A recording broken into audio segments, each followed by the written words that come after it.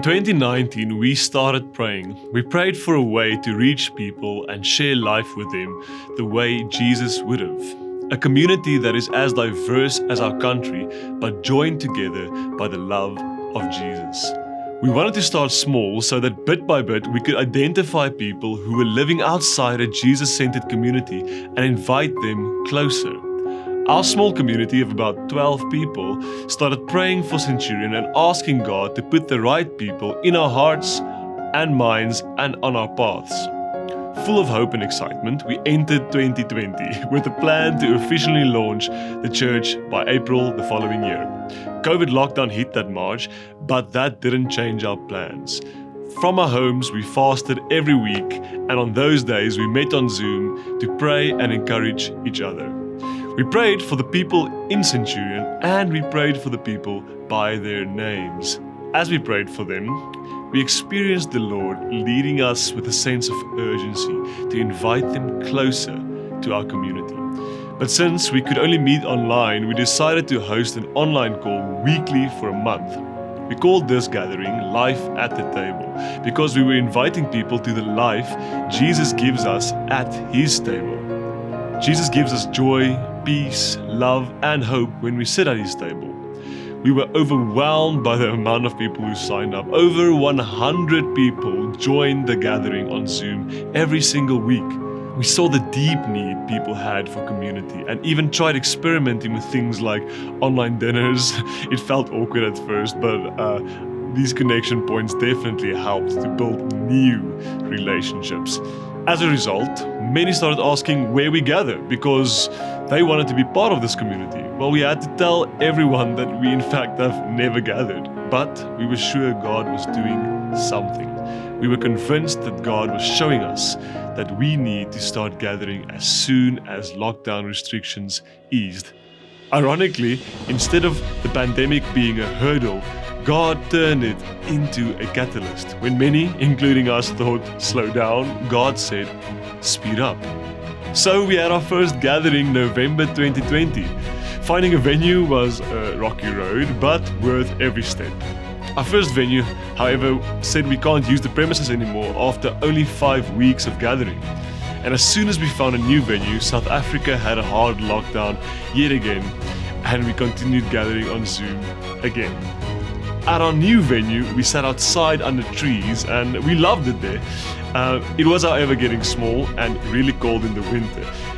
We only spent one winter there, but we are very thankful for that winter because we learned more from spending time outside in the cold, having church, about what church means than anything else could have taught us. After a few months, we received a surprise call from a local school offering us their hall. We obviously said yes. Today we still pray together weekly for Centurion and those who aren't part of a Jesus-centered community. We invite all we meet to life that can only be found at the table of Jesus. We encourage each other to be more devoted to Jesus. We want to see people of all ages, cultures and backgrounds gather around the table of Jesus. What we love about the table is that it is welcoming and intimate. And what we love about the church is that Jesus promised that He will build His church and nothing can stop it. And we are still part of that same church. So we felt the word church was important in the name. And we've seen so many beautiful things happening at this intimate, intentional table that the people in our church exhibit and follow with such a passion. We see the people moving into the community, and instead of just trying to invite them into what we think they might want, we meet them where they are. From playing frisbee, from having quiz nights, singing karaoke, even if you can't sing, we just see people going into the community, meeting people where they are at, and inviting them into life. And through this, we have seen our table grow in diversity and in numbers. It is by the grace of God that more people are now practicing the way of Jesus around the table with us, and that the global church of Christ is growing in devoted followers of Jesus.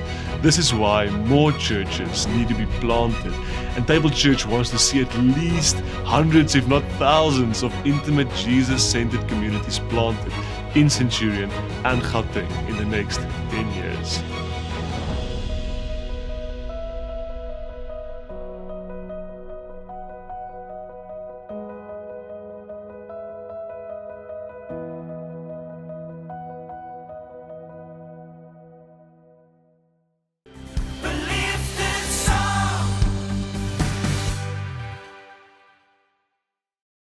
Hallo, my naam is Gerrit van Kerk Suid-Amerika en jy is besig om te kyk na ons Erediens opname. Dit is my gebed dat waar ook al jy in die wêreld is, jy persoonlik welkom sal voel in die teenwoordigheid van die Here en belangrik genoeg ook in sy woord. Ons gaan sy woord vandag oopmaak met die tema Epecuen. Maar voordat ons kyk na hierdie tema Epecuen, gaan ek eers vir ons 'n gebed doen. So daar waar jy sit, kom ons sluit die oor en bid ons saam. Here, dit is so groot voorreg om weer saam u woord te kan oopbreek met hierdie tema Epecuen. Dis my gebed dat elkeen wat na hierdie tema sal kyk, vandag werklik geïnspireerd sal wees om u beter te leer ken en u te ontmoet hier op hierdie baie besonderse plek waar hulle ook al in hulle lewe mag wees. Seën elkeen van ons en ons bid dit in die naam van die Here Jesus Christus. Amen. Ek wil vandag met jou 2 verhale deel. Die eerste een is die verhaal van 'n profeet, 'n jong man met die naam van Esegiel. Esegiel is saam met die res van sy mense weggevoer uit Jerusalem uit in ballingskap na 'n plek met die naam van Babylon. Dit gebeur 587 jaar voor Christus geleef het. Op daai stadium is hy amper 30 jaar oud en wat hierdie trek vir hom na Babylon besonder traumaties maak is, as hy 30 jaar oud is, sal hy 'n volwaardige priester word, maar hy kan nie een word nie, want hy's weggevoer, die tempel is verwoes, daar's niks oor van sy land nie. So hierdie jong Esegiel, hierdie jong getraumatiseerde man, sit dan by die riviere van Babylon, en dan kry hy hierdie visie, en die visie was die inspirasie vir die neem liedjie wat ons elke Kerstyd hoor nie. Dalk ken jy daai song, By the Rivers of Babylon. Okay, nou dit was eintlik, die liedjie is geïnspireerd deur Esegiel wat by die riviere van Babylon sit, en dan het hy die profetiese visie, en hierdie profetiese visie is dan wat gestalte vir ons gee aan die boek Esegiel. Dit word sy profesie. So hierdie jong man beleef hierdie uiters traumatiese visie wat hy sien, en dan gee God vir hom 'n opdrag, hy word gesalf as profeet, en hy kry dan hier klomp visioene van hoe God besig is om die volk te herstel. Hy kry visioene oor hoekom die volk in die moeilikheid is, hoekom hulle in Babylon is, en wat hulle nodig het om herstel te word. En dan is daar 'n baie belangrike en 'n bekende teks in Esegiel 37, waar hy weggeneem word deur die gees na 'n vallei van droë beendere, en daai vallei van droë beendere word dan die inspirasie vir baie preke wat jy al vandag waarskynlik gehoor het. So ek wil hê, daar waar jy sit, blaai so lank in jou Bybel na Esegiel 37 toe. Ek gaan dit vir ons lees, en daarna gaan ek met jou praat oor 'n man met die naam van Danny McAskill. Danny McAskill gaan ons help om hierdie teks beter te verstaan. Danny McAskill is 'n ou wat BMX ry, en hy gaan ons help om te verstaan wat beteken hierdie teks vandag in ons moderne wêreld. So kom ons lees saam, Esegiel 37 vers 1. Die hand van die Here was op my. Hy het my deur die gees van die Here uitgelei en my neergesit in die laagte. Dit was vol beendere. Hy het my keer op keer daar rondom laat loop. En kyk, daar het geweldig baie versprei oor die laagte gelê, en hulle was heeltemal verdroog. Die prentjie wat ons kry is amper in hierdie vallei wat totaal en al droog is, met hierdie droë beendere wat so uitsteek uit die grond uit, en hy kry die opdrag, hy moet tussen hierdie beendere rondloop, asof hy die trauma moet weer beleef van wat daar gebeur het. En wat daar gebeur het was, dit was eintlik die vallei waarin hy is, op daai stadium waarin hy meegevoer word, is die vallei waarin Israel 'n veldslag teen Babylon verloor het. Hulle eie vyandigheid, hulle eie manier om te beklei met Babylon het hulle in die steek gelaat, hulle het verloor. So dis eintlik die beendere van soldate wat hy sien, wat daar lê. En lees ons verder in vers 3. Hy vra toe vir my, dit is nou God wat met Esegiel praat, mensekind, kan hierdie beendere leef? Ek het geantwoord, my Here, net u weet dit. Toe sê hy vir my, profeteer oor hierdie beendere, sê vir hulle, verdroogde beendere, luister na die woord van die Here, so sê my Heer, die Here vir hierdie beendere, ek gaan gees in julle laat kom, en julle sal leef. En dan gebeur die volgende, ek sal seënings aan julle heg, vleis aan julle sit, vel oor julle trek, asem in julle gee, sodat julle kan leef. Dan sal julle besef dat ek die Here is. Ek het geprofeteer soos ek beveel is. Daar was 'n geluid net toe ek profeteer, 'n geratel. Die beendere het nader aan mekaar beweeg, been na been toe. Ek het gekyk en so waar, aan hulle is daar senings en vleis kom te voorskyn. Vel is van bo af oor hulle getrek, maar daar was nog geen asem in hulle nie. Hy sê toe vir my, profeteer vir die wind. Profeteer mensekind en sê vir die wind, so sê my Heer die Here, wind kom uit die 4 windrigtings, blaas in hierdie doodgemaaktes, sodat hulle kan leef. Dan vers 10, ek het geprofeteer soos hy my beveel het, die wind het in hulle ingegaan en hulle het lewend geword en op hulle voete gaan staan. 'n Buitengewone groot leer, dis die weermag wat weer staan. Hulle is die beendere is aan mekaar gesit, die vleis is reg, die vel is bo op hulle, maar hulle het nog nie asem in hulle, het nog nie gees, hulle het nog nie ruach in hulle nie. Ruach is die Hebreëse woord vir gees, dis nog nie daar nie. Toe sê hy vir my, mensekind, hierdie beendere, hulle is die hele huis van Israel. Kyk, hulle sê, ons beendere is verdroog, ons hoop is verlore, ons is afgesny. Daarom, profeteer en sê vir hulle, so sê my Heer die Here, kyk, ek maak julle grafte oop, en ek sal julle uit julle grafte laat opkom, my volk. Ek sal julle terugbring na die grond van Israel. Julle sal besef dat ek die Here is, wanneer ek julle grafte oopmaak, en julle uit julle grafte laat opkom, my volk. Ek sal my gees in julle gee, en julle sal leef. Ek sal julle tot rus bring op julle grond. Dan sal julle besef dat ek die Here is. Ek het gepraat en ek sal dit doen. Dit is die uitspraak van die Here. Dit is interessant, hierdie teks in Esegiel gebruik 2 literêre forme om vir ons te wys hoe lief God ons het en hoe hy ons herstel. Hoe hy vir ons die potensiaal gee om die Jesuslewe te kan leef. Die eerste een is 'n gemeenskaplike klaagpsalm. Dit is die deel wat praat oor die beendere en ek gaan nou weer iets daaroor sê. Die tweede een is 'n profetiese boodskap van bevryding en dis die laaste deel. Dis waar God kom aankondig, ek gaan julle bevry van dit wat gebeur het met julle. Ek gaan julle weer oprig en God weet ons vandag rig nog steeds vir my en vir jou op in ons moeilikste van oomblikke. En miskien is jy vandag daar wat jy voel soos 'n vallei van droë beendere. Miskien is jy daar waar jy soos Esegiel net sien hoe lê die beendere rondom jou en jy vra, Here, hoe kan daar herstel wees? Nou wil ek vir jou sê, jy het nodig om jou te draai na God toe. Ek wil iets sê oor daai droë beendere, want dis iets wat ons baie in die psalms vind. Psalm 6 vers 3 is een van daardie psalms wat dit so perfek uitbeeld. Hoor bietjie wat sê Psalm 6 vers 2 en 3. Here, moet my nie in u toorn teregwys nie en my in u woede bestraf nie. Wees my genadig, Here, want ek kwyn weg. Genees my, Here, want tot in my gebeente is ek beangs. So, dis amper asof hierdie klaagpsalm wat Psalm 6 is, weergalm dan in Esegiel 37, waar hy dan weer hierdie beendere wat pyn en by mekaar trek sien. Maar in plaas daarvan dat hy hierdie pyn in sy gebeente beleef, hy wat Esegiel is, beleef tot in sy gebeentes hierdie pyn, daarvan dat hulle nie in Jerusalem kan wees, en sê God, ek gaan daai pyn wegvat, en ek gaan die gebeenteres weer by mekaar sit.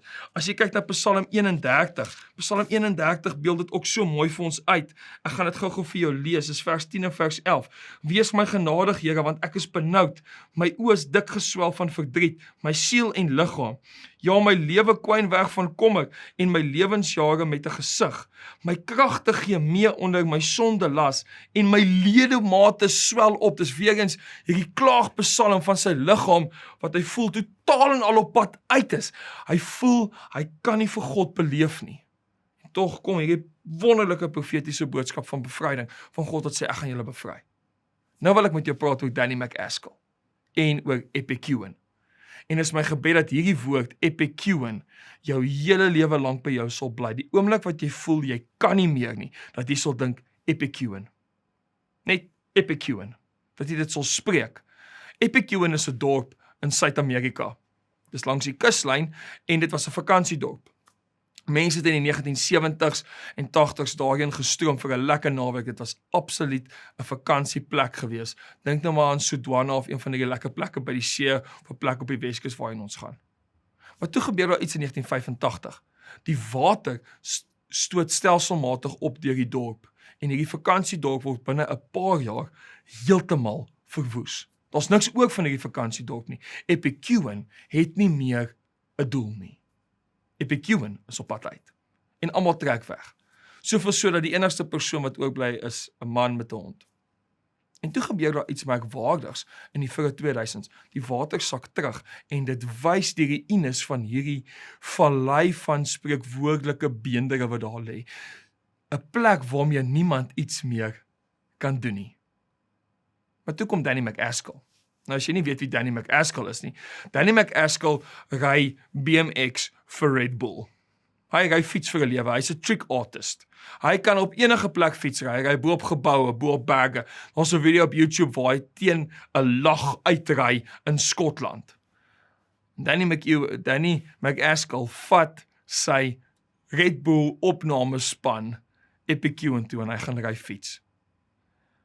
En dis wat gebeur. Hierdie vallei van droë beendere begin lewe kry soos wat Danny McAskill besig is om hierdie toertjies te doen. En ek wil jou gaan inspireer vandag, gaan kyk daai video vandag, Epecuen op YouTube van Danny McAskill, en dan staan jy stil by die feit dat die dinge wat dood is, hoef nie vir altyd dood te bly nie. Jy kan met jou kreatiwiteit, kan jy dit vir jou lewe gee.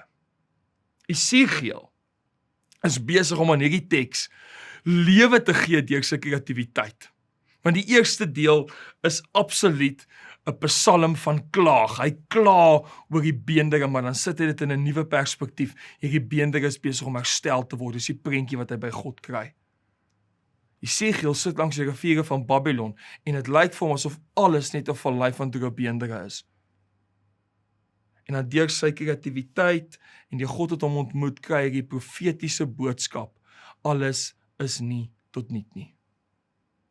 As dit nie was vir Danny McAskill, wat Epecuen ingery het met sy BMX, het jy nie eers geweet van Epecuen vandag nie. Hy's vergete. Maar God kom gee vir ons hierdie pragtige voorbeeld van 'n jong man wat met 'n BMX in 'n verslae, stikkende bouval dorpie ry om te sê, jou lewe is nie 'n bouval nie.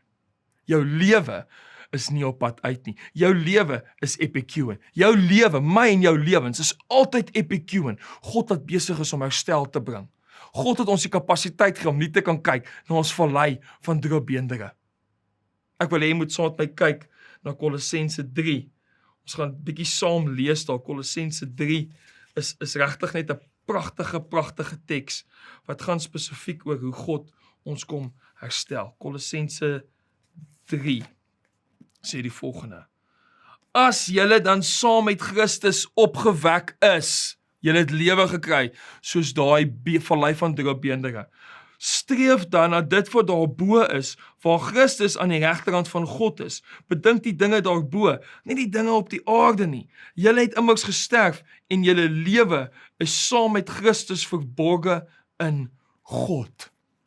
Is dit nie pragtig nie? Paulus kom sê vir die gemeente in Kolossense, hy sê vir hulle, julle ouens is herstel. Julle kyk nie na 'n vallei van droë beendere as gevolg van Jesus Christus. Esegiel vind dit in die Ou Testament. Hy kan nie kyk na die vallei, want God kom sê om jy kan nie kyk.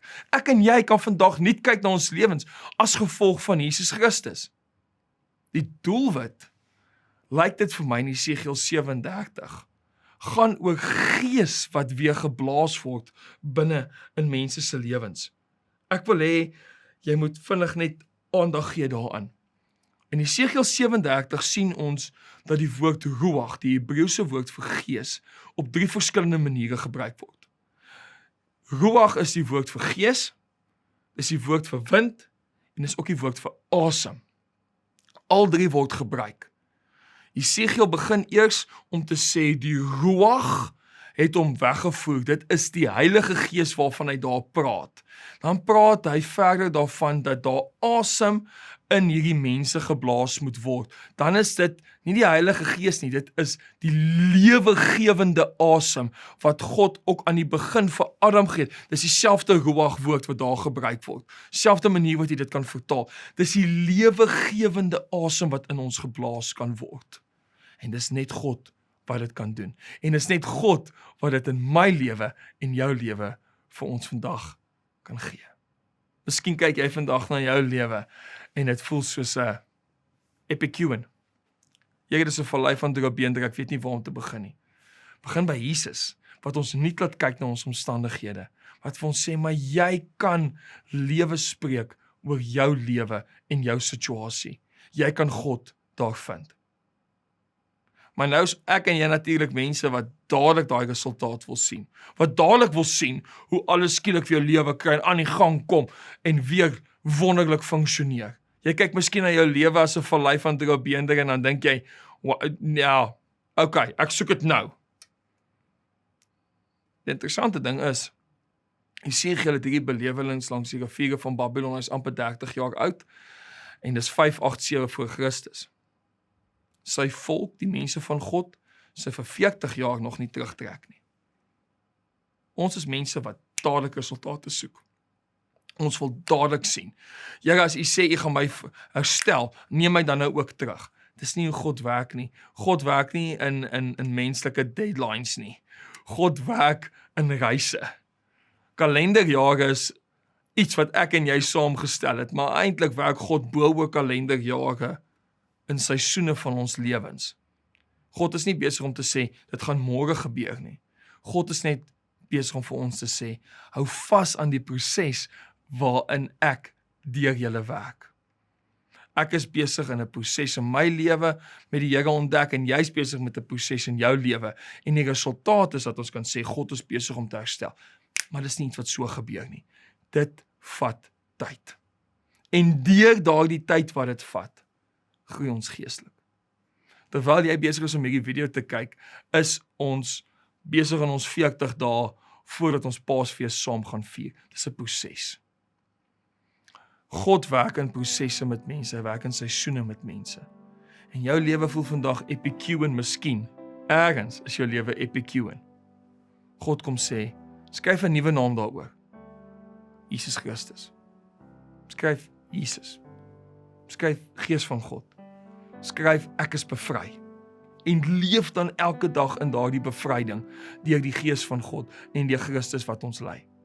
En jy sal later sien dat Jesus Danny McAskill selfs in die vallei van droë beendere leer om 'n paar triks te kan doen tot eer en verheerliking van God se naam. Kom ek doen vir ons 'n gebed. Here, ons lewens voel baie keer soos Epecuen. Dit voel vernietig, verwoes. Nou kom u en u sê, nee wat, ek wil hê jy moet dans in daai verwoesting en ek wil hê jy moet kom lewe spreek oor dit wat jy gedink het dood is. Here, en ek weet daar is waarskynlik mense wat vandag na hierdie boodskap kyk en sê, my lewe is Epecuen, ek weet nie waar om te begin nie. Dankie dat ons weet, ons kan altyd begin in Jesus Christus. Dankie vir Kolossense 3 wat ons so mooi kom herinner, dat ons gedagtes moet fokus op Jesus en op die dinge daarbo, dat dit vir ons die Jesus lewe is. Seën elkeen van ons om daai Jesus lewe te kan leef. En ons bid dit in die naam van Jesus en deur die Gees wat ons lei.